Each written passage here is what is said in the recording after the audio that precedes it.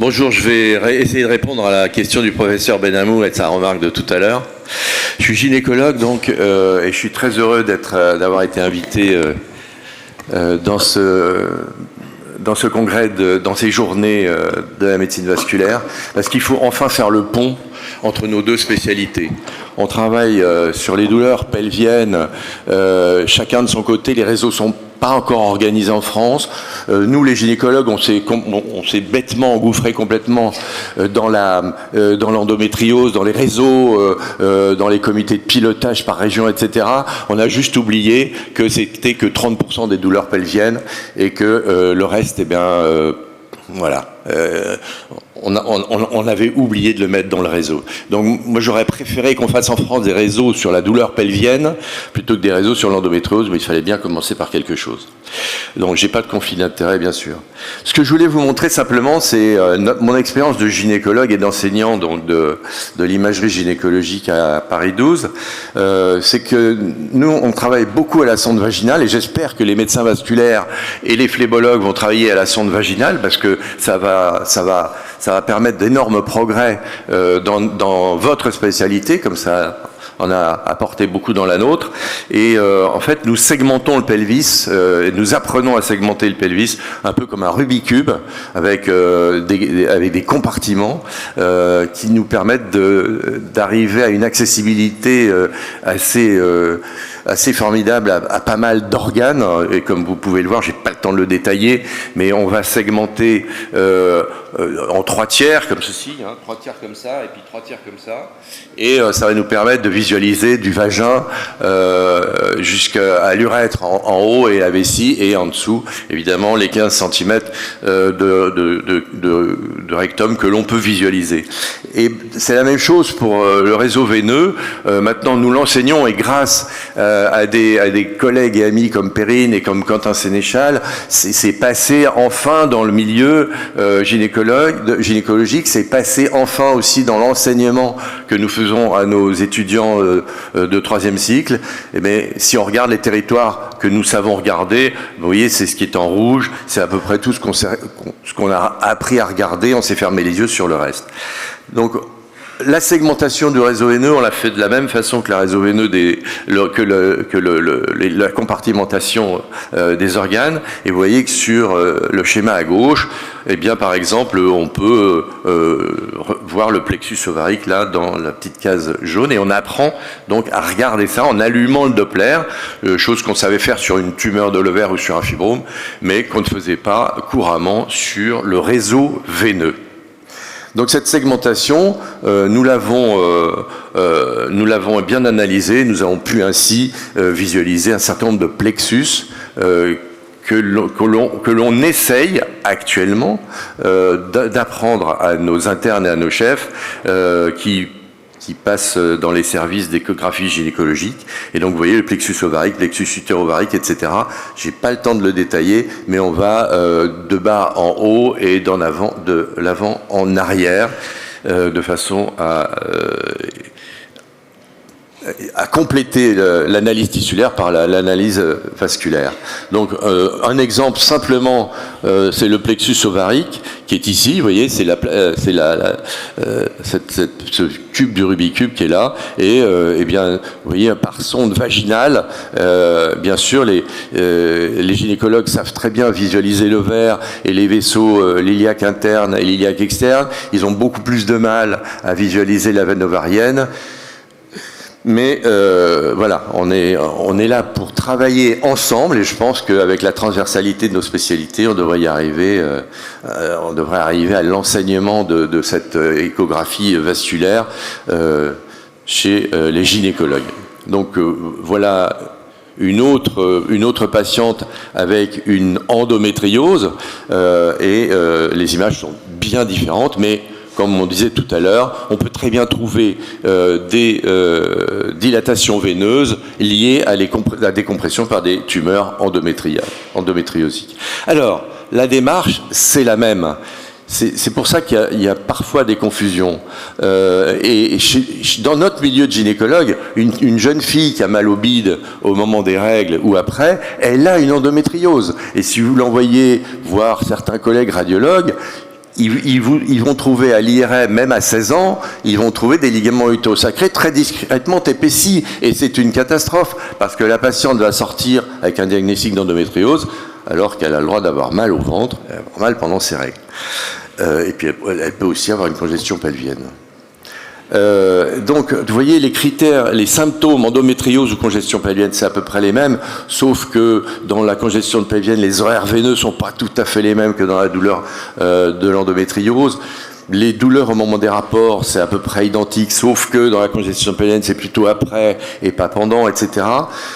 Ensuite, le diagnostic, c'est le même, c'est l'examen clinique, l'échographie de pair pour la congestion pelvienne, etc. Et l'IRM s'il y a besoin. Et les caractéristiques d'imagerie, on les connaît, je viens de vous les montrer. Les traitements, c'est à peu près les mêmes. C'est un traitement holistique, on va entourer les patientes, que ce soit l'endométriose ou la congestion pelvienne. Il faudra l'entourer, il faudra savoir travailler avec les médicaments, savoir travailler avec les analgésiques, savoir travailler, bien entendu, avec l'interventionnel en radiologie pour la congestion pelvienne. Et c'est là que les chemins vont se séparer, parce que nous, on va travailler sur la celliochirurgie ou sur les méthodes HIFU, etc. Et puis, dans la congestion pelvienne, on va travailler sur l'embolisation. Alors, une dernière diapo pour vous montrer dans la congestion pelvienne comment on peut raisonner, nous, en gynécologie, et comment on peut passer la main à vous, médecins vasculaires. La patiente, on va l'interroger, c'est très codifié maintenant, on ne peut pas passer à côté dans l'interrogatoire de ce type de douleurs qu'elle présente, les douleurs au moment du cycle, les douleurs urinaires, les douleurs intestinales, etc. Puis après, il y a la formation des soignants. Et c'est là qu'il faut que nos deux spécialités interviennent.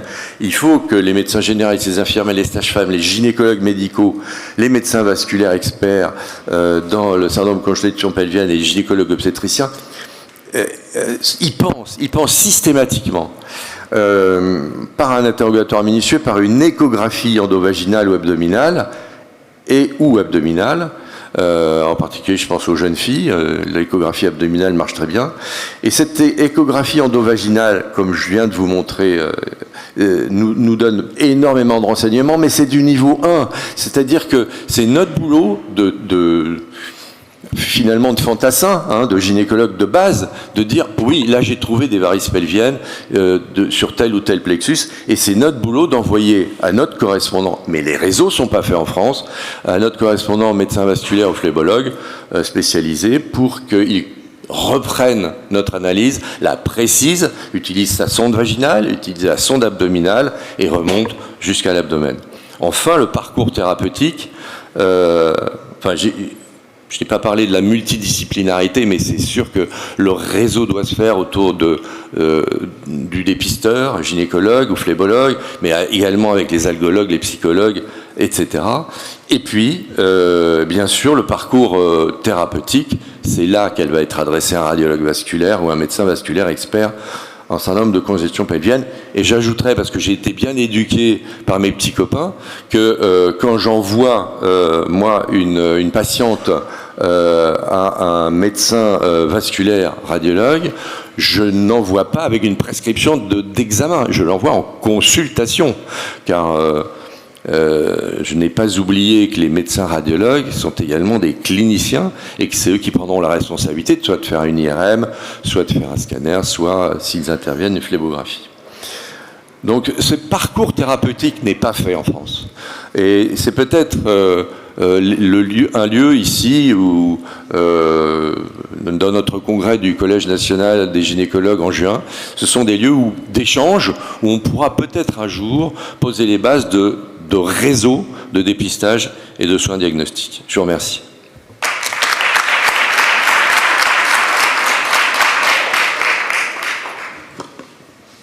Y a-t-il des questions dans la salle ? Ouais, une petite question quand même. Oui, moi j'en ai une. En effet, est-ce que vous en avez parlé succinctement, développer un petit peu peut-être des petites astuces pour déjà sur l'interrogatoire, faire un peu la différence entre l'endométriose et le syndrome de congestion pelvienne veineux ? Est-ce que vous avez des petites choses à nous, les petites pour choses, nous aider? Oui, les petites choses, je vous les ai montrées là sur ce petit tableau. Dans l'endométriose, c'est des douleurs évidemment cycliques. C'est des douleurs qui sont parfois... C'est tout à fait anormal pour un gynécologue de voir une jeune fille de 18 ans qui vient et qui se plaint d'avoir une sciatique à chaque fois qu'elle a ses règles. Voilà, ça c'est vraiment le typique d'une endométriose qui n'est pas une endométriose qu'on va retrouver au niveau pelvien, mais qu'on va retrouver sur les racines du sciatique, etc. Les dysménorrhées, bien sûr, les dyspareunies d'emblée aussi, et puis évidemment l'infertilité, puisque dans notre service de PMA à Créteil, on a beaucoup de patientes qui ont de l'endométriose, puisque maintenant les grossesses se font plus tard. Elles se font plus entre 35 et 40 qu'entre 15 et 25. Et on a beaucoup de patientes qui ont des syndromes de congestion pelvienne et ou des endométrioses. Pour les congestions pelviennes, c'est sûr que c'est les horaires veineux des douleurs. Et puis, c'est surtout le soir, c'est soulagé par la position couchée. C'est exacerbé par la grossesse suivante.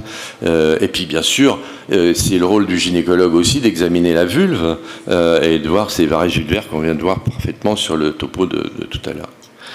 Voilà, c'est très succinct, bien sûr. Oui. Très, très succinct, mais... Si j'ai bien compris, vous avez dit sur les douleurs pelviennes, 30% c'est l'endométriose. 30% endométriose, 30% congestion pelvienne. Et le reste? Le reste, des neuropathies, c'est des malpositions, c'est des problèmes rhumato, c'est des problèmes urinaires, c'est des problèmes de gastro, c'est des problèmes de maladies systémiques, etc. D'accord. Une question? J'ai une question. Monsieur Benamou. Je vous en prie, merci. Premièrement, merci d'avoir répondu à la problématique que j'avais soulevée sur l'endométriose. Et en même temps, peut-être se rappeler la complexité finalement de cet examen clinique et paraclinique qui est extrêmement difficile. Et toi qui as une grande expérience, on a vu un grand nombre de manifestations psychosomatiques qui conduisent un certain nombre de ces patientes qui ont de vraies pathologies à avoir des plaintes contre les examinateurs qui les prennent en charge, avec même des risques médico-légaux graves, comme une accusation pour un examen de viol, d'être des violeurs. Il faut faire très très attention, parce que ce sont des patientes fragiles qui ont tout de suite l'idée que peut-être, malgré tout, le médecin n'est pas assez attentif et ne lui demande pas suffisamment son avis, sa collaboration pour participer à un examen clinique dans de bonnes conditions. Ah, mais je suis 200% d'accord avec toi. C'est l'essentiel de l'examen, et c'est de demander la participation à la patiente, de demander l'autorisation de l'examiner, d'être le plus empathique possible. Enfin, il faut l'entourer, et puis il faut la faire participer à l'examen. C'est-à-dire que c'est pour ça que je pense que les médecins vasculaires n'ont pas à craindre de faire des échographies par voie vaginale, mais il faut changer de process d'examen. C'est-à-dire que d'abord il faut faire participer la patiente, et il faut lui mettre un écran en face d'elle, lui expliquer tout ce qu'on fait. Lui montrer la sonde, lui dire qu'on va la mettre comme ci, comme ça, et si elle veut la mettre elle-même, elle la met elle-même. Il faut prendre son temps. Une échographie comme ça, avec un examen et un interrogatoire, ça prend 30 minutes. Voilà. Mais c'est vrai qu'on ne peut plus faire la médecine à l'ancienne. Je vois à qui tu faisais allusion quand tu parlais de ce qui s'est passé à Tenon, par exemple. Tenon, oui. Ça a été très malheureux, cette histoire, mais parce que c'était de la médecine comme on a vu, nous, par nos patrons, quand on était interne. C'est-à-dire, voilà, allonge-toi à ma petite cocotte, et hop, voilà. Et ça... Plus jamais, il faut faire ça, plus jamais. Vous faites tout ce que vous voulez, mais avec la participation de la patiente, et ça marche très bien. Il faut qu'elle soit actrice elle-même de l'examen. Nicolas, j'ai une question. Je suis vraiment désolée, on a 5 minutes de plus sur cette communication, on va devoir pardon. là. Voilà. Je m'en vais. Non, pas du tout, merci beaucoup en tout cas. On va passer au prochain intervenant. Merci beaucoup, Dr Levaillant.